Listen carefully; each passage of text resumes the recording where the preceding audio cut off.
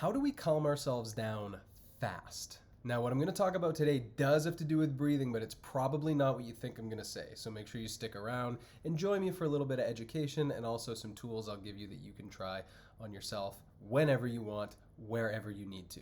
I'm Griffin from the North Star Body, and if movement or breathing based issues are getting in the way of you living a happy and active, healthy life, hit that subscribe button because this channel is for you. Okay, assuming you just did that, let's get into this. So you've heard me talk before about slow breathing and how breathing rate is related to more or less our ability to regulate our nervous system. So if our breathing rate in general is on the slower side, that's typically associated with a more resilient nervous system, the ability to recover from stressful experiences, higher heart rate variability, the ability to come back to equilibrium. Now, we can use slow breathing as a daily practice to build these qualities in ourselves, and we can also use it in the moment when things are getting stressful. We can actually use it as sort of an awareness tool and then start slowing our breathing to bring our nervous system back down from stress, at least somewhat, right away in the moment. But what happens when that's not enough? Or what happens when you just can't get your head right to be able to tune into your breathing and slow it down in the moment? Now, that can be really difficult. I've been there where something is so stressful or you're so dysregulated that you just can't kind of bring yourself to go, okay, gentle, 5 seconds in, 7 seconds out, or whatever your preferred cadence is. And so you need something else. And sometimes maybe you can slow the rate down, but it's not as gentle as you want it to be, or you end up taking really, hard or big breaths, even though you've slowed the rate down, which isn't the end of the world. The rate itself is still important, but it's not ideal for calming ourselves down. So I'm going to give you a different solution. Are you ready to hear what it is? 3, 2, 1, breath holding. Now, before you get confused, I'm going to clarify because I know we use breath holding mostly to build tolerance to stress, to intentionally but intelligently stress the body and the mind out due to air hunger, right? That feeling like you need to breathe. And then we build a relationship to that feeling over time, and it helps us tolerate stress better. So you might be asking, well, why would I want to do that in the moment? Why would I want, when I'm super stressed out, why would I want to hold my breath and stress myself out even more? That's a great question. And the answer is we don't want to stress ourselves out more. So the sensation of air hunger is caused by rising levels of carbon dioxide in the blood. We've talked about this before, but this is the quick recap for those who haven't seen my other videos. As we hold our breath and we start to feel that urge to breathe, oxygen is not changing, but carbon dioxide is rising. That rising level of carbon dioxide triggers the brain to tell you to breathe, right? To get that feeling of air hunger. Okay, so what's the difference between doing that and stressing ourselves out and getting used to air hunger and what I'm talking about right now? Well, it has to do with the length of the breath hold. The key is we want to hold our breath, but we don't want to get to the point where we feel air hunger. And when we do that, we experience some of the other benefits of carbon dioxide that have nothing to do with the sensation of air hunger or tolerating stress. For example, vasodilation, so blood vessels opening up and improving circulation a little bit more. Oxygen releasing from blood cells to tissues more readily due to the Bohr effect, B-O-H-R. You can look that up. It's fascinating stuff.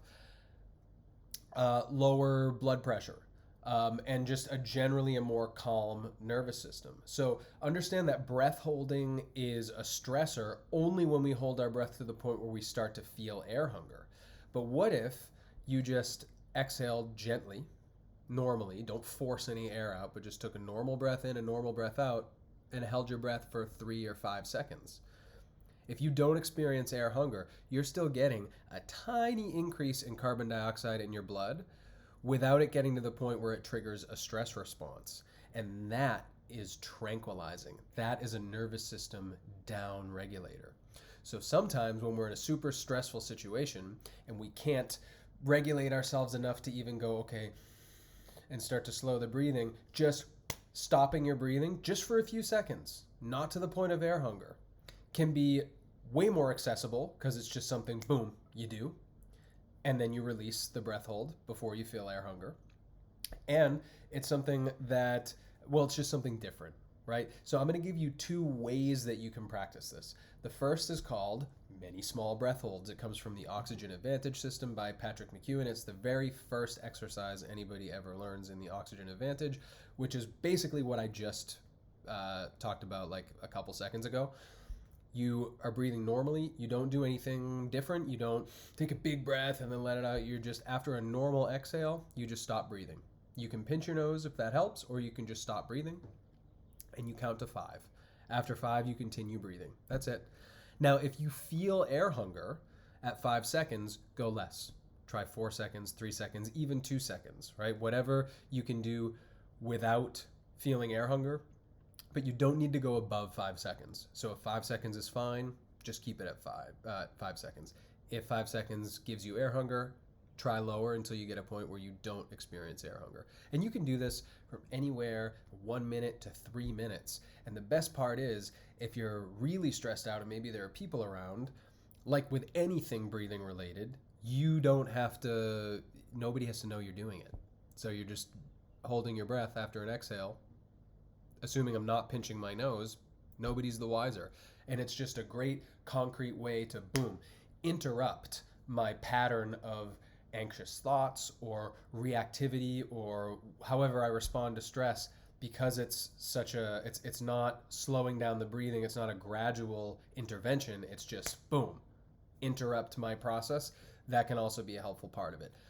The second way to do it is similar to slow breathing. So it might not work for everybody, but it's a great tool to have in your toolbox as well. This is called high triangle breathing. And triangle means that we inhale and exhale for the same length of time, and we also have a breath hold for an equal length of time as well. So let's say we were doing 3 seconds. We would inhale for 3 seconds, hold the breath for 3 seconds, exhale for 3 seconds, and repeat. That triangle shape is like the 3 sides, the inhale, the hold, and the exhale. We call it high triangle because we're holding after the inhale but not the exhale. If we were doing a low triangle, we would be holding after the exhale.